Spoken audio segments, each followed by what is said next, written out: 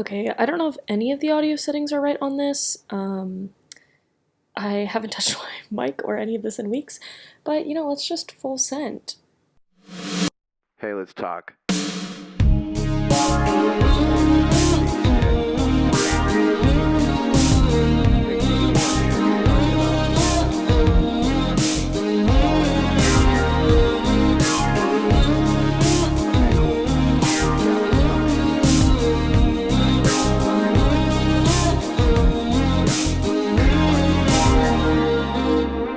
And we're rolling.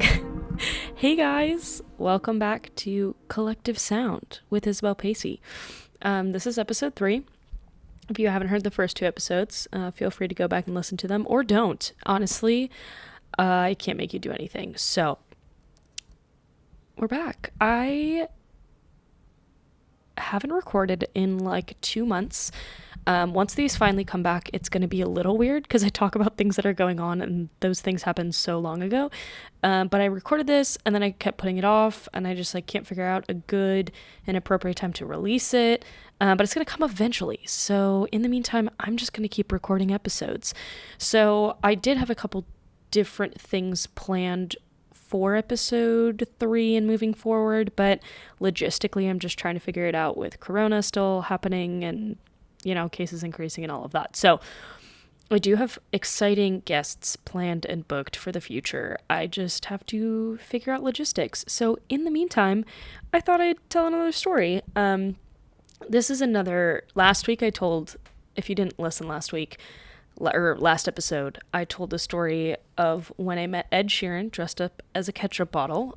Quite a story, which I do have another Ed story for you if you'd like to hear it. That's not today's episode, but if you'd like to hear it, let me know. But this next story is probably one of my top 5 most iconic fangirl stories. It's the time that John Bellion gave me free merch and the shoes off of his feet. So just buckle in and let's, go for a little ride together. That was so bad. Anyway, okay, so John Bellion. I started listening to John Bellion when I was a senior in high school. So like 2015, 2016. Still all time low, hadn't hit the radio yet. It was pretty like low key at the time. Anyway, that's gross. So freshman year of college, I moved to Nashville, and in November of that year, he was playing a show here. And so I was obsessed with him at the time. Like this, casually listening to him in high school turned into a full, listen to all his stuff, watched every single video. I was so inspired by him, all that jazz. And so I full sent, and I was like, I'm going to buy VIP because I'd love to meet him. And also with the VIP, you get to watch his sound check, and his shows are super cool and super complex. So I was like, I'd love to see that. So I buy the sound check VIP package and a ticket. And at the time I bought the ticket, my friends didn't really listen to him. So I was like, okay, I guess I'll go alone. So I had this whole plan to go alone. It was going to be great. I was just going to, dance my little feet off. And so the show comes closer, and the local radio station here, the top 40 radio station in Nashville, announced that they were doing an acoustic session in studio. I was like, sick. So I entered more times than I probably should have, and I won, which was great. So I had Lily kind of listened to him at the time, but I think she had class, so she couldn't come. So I ended up bringing Megan, which shout out to Megan Beck. Love that girl. Listen to her podcast, Freaking the Mom Jeans. So brought Megan. Megan was like, yeah, cool. I vibe with John. She also didn't really listen to him a lot, but at this time, All Time Low kind of started getting some traction. And so I was like, cool, I'm going to go to this radio station thing. Then I'm going to go to the concert alone and vibe. But then around the same time that I won the radio thing, I met a guy in my math class who also liked John, and we got to chatting, and he was like, oh, my friends and I are all going, and we have the VIP. I was like, oh, that's crazy. I do too. And I am going alone. That's so awkward and so sad. Anyway, he was like, oh, you can come with us. I was like, cool. So, I have the whole thing planned. I'm excited, the days are leading up and I can't wait. And so the night before, I was going through an embroidery phase, which, yeah, Lily and I just got really into embroidering. And so I was broke at the time because I'm a college freshman. So, like, which college freshman has money? So I was like, I'm going to make my own merch. And so I embroidered a shirt, and he has like this slogan, mantra, whatever, called Beautiful Mind. And that's like what what he refers to his band as, and like all that stuff. So I made this shirt that said Beautiful Mind and had like flowers and leaves around it or something. And so made that, was going to wear it to the show. I was so excited. I felt like such a cool girly. And so I showed it to my mom the night before, and she was like, oh, did you make him one? And I was like, Mom, such a brilliant idea. So I begged one of my friends to drive me to Michael's because I didn't have a car at the time. So she drives me to Michael's. I get a shirt. I embroider one. It looks exactly the same. So excited. I also embroidered him like a hoop kind of thing as well, and also wrote a note because at the time, this is right when kind of All Time Low was gaining traction. So he was, playing a bunch of radio shows. He was also on tour, and then he also was going to open for 21 Pilots, who I also was obsessed with at the time. And so I was planning on seeing him a lot in the next couple months. So I kind of wrote a note about saying how much I loved his music, how much he inspired me, and then also like, oh, I'm going to be at all these shows. I don't really know what I thought the note was going to do, but, classic fan letter.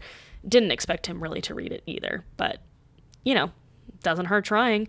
So I put this all in a little bag. I'm like, alrighty. So the next day, the radio station event, we get there, we're like hanging out outside, and everyone that was there that had also won, most of them had seemed like they just kind of knew All Time Low, didn't really know his music that well, which so fine, so great.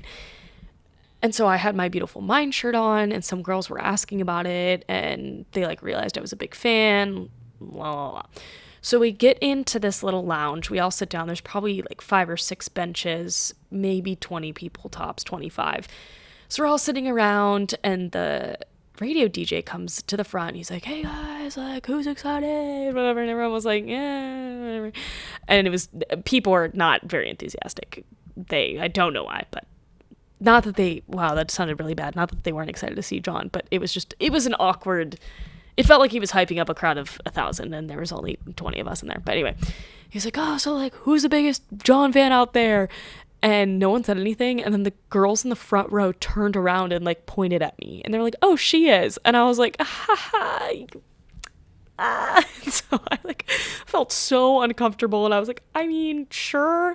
So I'm like awkwardly sitting there with Megan. Megan's just laughing, and I'm sitting on the edge of a bench, and to my left is like a curtain that I assume is like where he would be, because it's not like this is a stage. It's just like a room in this radio station. And so he's like asking me questions and like what my favorite song is. Then I think he said something of like, what's your favorite thing about John? And I was like, and as I'm like, I feel so awkward and put on the spot. And as I'm like trying to come up with an answer, I see the curtain move out of my like peripheral vision, and literally John just peeks his head out and is like watching me answer this question. And so I was like, I said something dumb, like, I don't know, I like his music, or not, I don't know what I said. And John like kind of giggled and like waved, not giggled, he's a grown man, but he like laughed and smiled and waved.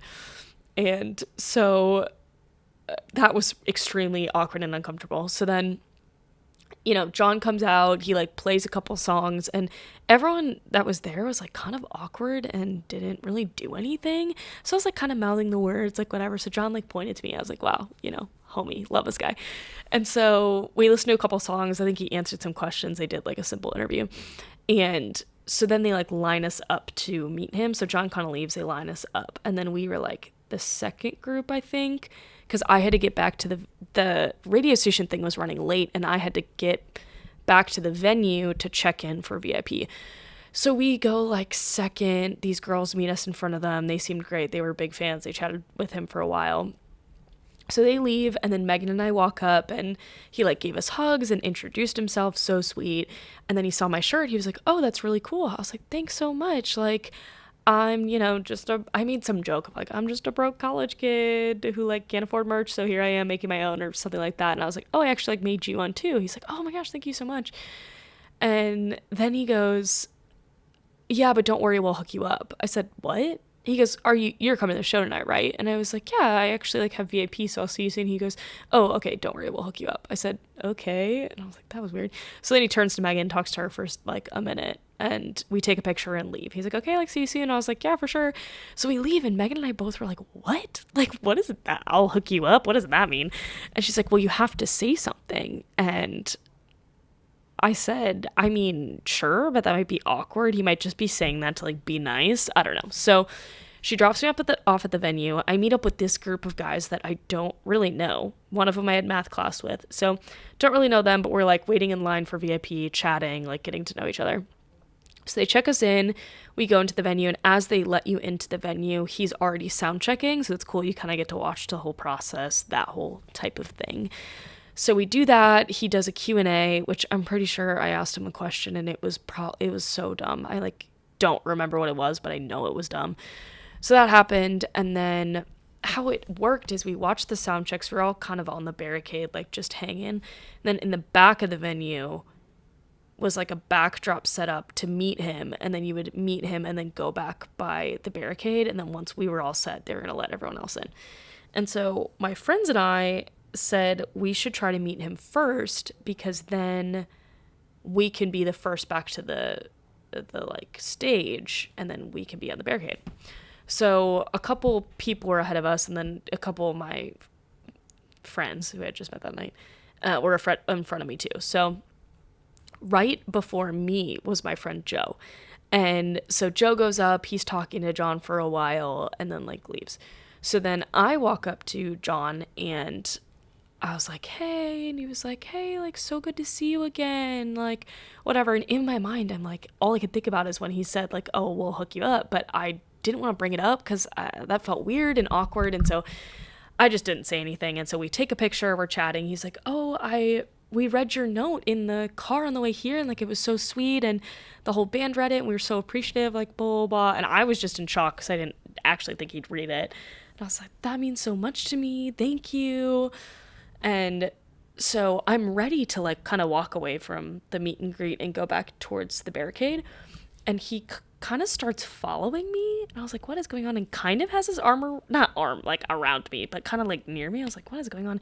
And he kind of leads me to the merch table, and I was like, what? He's like, come over here. Okay, now that I'm telling this, it's making him sound a little creepy, which I promise he is not. He was doing all of this in a very brotherly, friendly, adult way. Not creepy at all. He genuinely is the nicest, most respectful, sweetest man I've ever met. So he takes me over to the merch, like guides me to the merch table, and we get in this little like football huddle. That's what it feels like, with his crew and like merch guys. And he goes, she can have whatever she wants on me. I said, what? He goes, I really appreciate what you do. You can have whatever merch you want for free. It's on me. I said, oh my God, like, oh my gosh, you don't have to do that. Like, oh, what?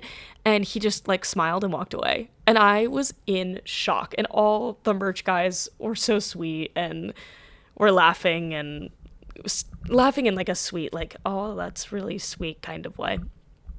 And so I got this sweatshirt, which I was already planning on buying, but I shouldn't have bought because I was hardly working at the time. I was working a very minimum wage job for minimum hours. So I got the sweatshirt, so excited. If you know me, like, it's still to this day, 3 years later, it's still like I live in it. So I get the sweatshirt, I go back over to the boys that had already met him and were by the barricade, and they asked what happened, and I was telling them all about it. And so I was like, oh, how was your, meeting John? And my friend Joe goes, oh, so, which, side note, during the sound check, Joe turned to me and was like, Isabel, look how cool John's shoes are, which I only wear Doc Martens and Converse, so I know nothing about shoes, but they were. I was like, yeah, for sure. They were really cool. They were leather, I'd say, like brown leather Nikes, and super sick. And so Joe goes, yeah, I walked up to John and I, said it was nice to meet him, all that stuff. And then I said, John, like, I love your shoes. Like, those are so sick. And John said, thanks. Like, hey, man, like, what size are you? And I don't remember what shoe size Joe is, but he just said oh, I'm a 10 or whatever. And John goes, okay, sick. Come and find me after the meet and greet. And Joe goes, what? And John just said, just come find me after the meet and greet. Joe was like, okay, whatever. So they take the picture and leave. And so I was like, oh my gosh, Joe, so are you going to go find him? And Joe was like, no, like, probably not. I don't know. I just feel like he was being nice. And I was like, no, you have to go at least talk to him, see what he has to say or see what he's going to do. Or I'm going to do it for you. Like, this is ridiculous. And so Joe said, I'll do it if you come with me. So the line of people who are meeting him is kind of dwindling down. So we go and stand by the side of the stage a bit where artists and crew can go backstage. So we stand over there, we're kind of lingering. There's like a security guard there. We're just chatting. So John finishes the meet and greet. He's signing some stuff. Then he goes to walk backstage and sees me, kind of waves and smiles, and then realizes I'm with Joe.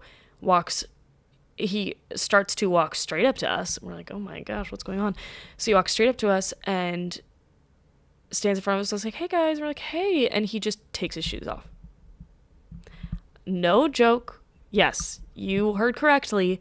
John Bellion stood in front of Joe and I and took his shoes off. And then they were just sitting on the venue floor and he was in his socks.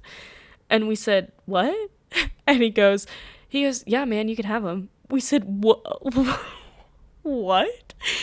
And he said, yeah, like, I'm sorry they're a little beat up. I've worn them every day of tour so far, but they don't come out for another couple months, so, like, enjoy them. And both Joe and I said, I don't remember what we said, but something along the lines of, like, oh, no, like, you do not have to do that. Like, please take your shoes. Oh, my gosh, like, not necessary. And John just thought it was hilarious, and so he, like, laughed and walked away. So Joe and I, he walks away, the security guard is by us and was also laughing. And Joe and I look at each other. We grab a shoe from the floor, each of us, each having one, and just looked at the shoes, looked at each other, and looked at the shoes. And we just were, like, in shock and awe, and just also, we just started laughing. Like, it was so funny. So we walk back over and a bunch of people, like, watched this go down because there's nothing else to look at in the venue. There's nothing else going on. So we walk over by the boys, and everyone in the crowd, there's only probably 30 of us because everyone from VIP was like, what the heck, like, blah, blah, blah. And Joe and I were just laughing. And there's the funniest picture, I will find it, of that show. John came down, he comes on the stage, is, like, singing his first song. The show was sold out, so it was crazy, super awesome. And it was all, like, really dedicated fans, because this is before, it was as All Time Low was getting big, before it really, really, really blew up. And there's this hilarious picture, because we were on the barricade, where John's coming down to sing or touch hands or something like that, and everyone's reaching their hands out, and you can just see the shoes, like, floating in the crowd, because Joe had to hold them the entire show, which was so funny. So then the show was over, we, like, went back to campus, and we all took turns. The boys were very sweet and let me try them on first, but we all, like, took turns putting the shoes on and walking around. Oh my gosh, it was so funny. So I will put pictures up of all of this, of, the shoes, of the shirt, of a bunch of stuff from that night. So make sure you follow us, collective.sound on Instagram. So yeah, that's the time that John Bellion gave us his shoes at a show and gave me free merch, which was crazy. And I love him so much. I ended up seeing him. That was the first time I'd ever seen him. But over the next year, I saw him 10 times in, I think, 5 different cities. I saw him in Nashville, Birmingham, Memphis, Chicago, and Milwaukee. So he's so great. And I have a couple, like, he opened for 21 Pilots, so we saw them barricade, which was super awesome. I camped out for that show. I've camped out for a couple shows, arena shows. Like, literally slept on the street, like, on the concrete outside of a venue. Those are pretty wild stories, so I can definitely tell those sometime, but I can't give away all my secrets.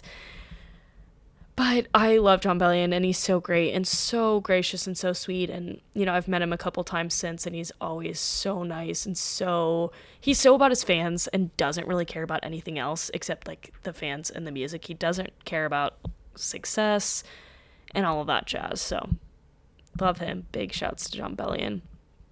But it's kind of the end of the episode. This one might have been, I can't tell how long I've been talking for, but might have been a little shorter.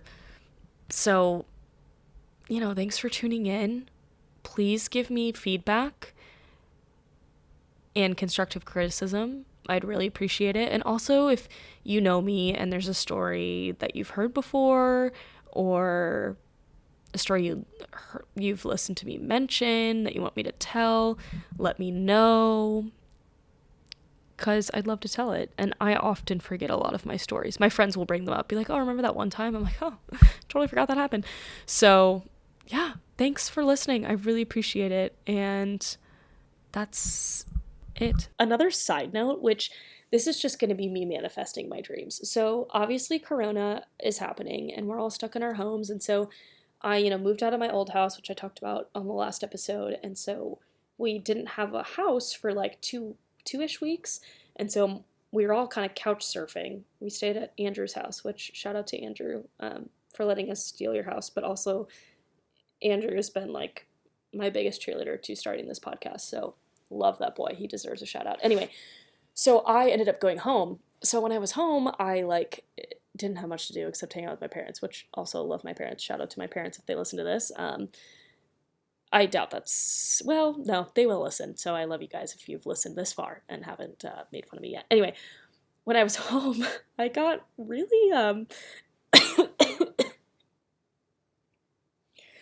anyway, when I was home, I developed a good Corona crush. And, I think we've all kind of had one of those during Corona. And I know a lot of people who are in Corona relationships where they've met someone and started dating and now are basically in love during Corona. So mad props to you. But I have a Corona crush and it is Justin Long. Justin Long, I love him. And I know that's probably not what you were expecting, but if you know me, you know I love a good crush. And so I have a crush list that's about 30, probably 2 people at this point.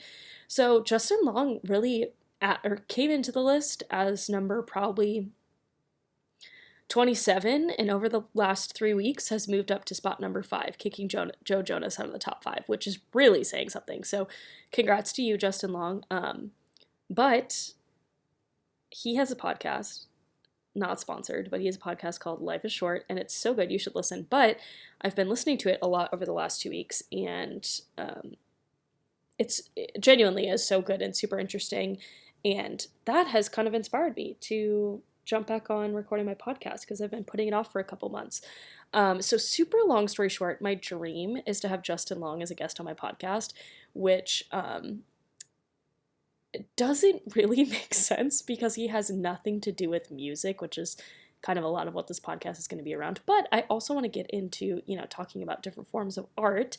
He's an actor. He's a fan of people. So anyway, long story short, this is me speaking it into the universe, but also if somehow this makes it to Justin Long, I would do so many things to get you on my podcast. So please, I'm literally begging you, please be on my podcast. You know how Dax was a big inspiration for yours? Well, that's kind of you for mine. So, your people can call my people, Christian. Christian is Justin Long's brother who does this podcast with him. Christian can join on the podcast too. Even if it was like a mini-sode, if it was literally you just gave me 5 minutes of your time, I would love that. And I will literally do anything. Literally, maybe not anything, but I do a lot of things. So long story short, Justin Long, please be on my podcast. Justin Long, I am in love with you. I know you're 42 and I'm maybe even older than that. I don't remember. And I'm only 22, but I just want you to be on my podcast. Anyway, well, I'm going to sign this off. I'm sorry, that was such a weird tangent, but I felt like it had to happen. I'm going to sign this off as I sign off every episode. Thank you for listening. I love you, and I'm probably in love with you. And if I'm not already in love with you, I will be. So thanks for listening, everyone, and tune in next week and let me know what you want to hear. And I never know how to end these, so we're just gonna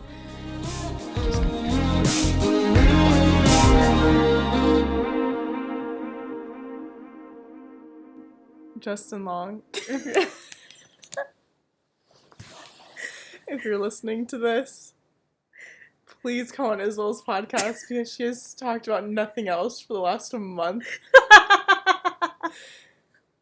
So please, for all that is good for this household and all of her roommates, please be a guest appearance on this podcast.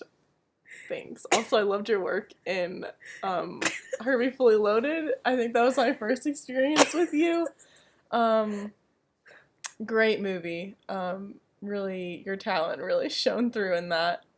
So yeah, hope to see you soon in Isabel's podcast.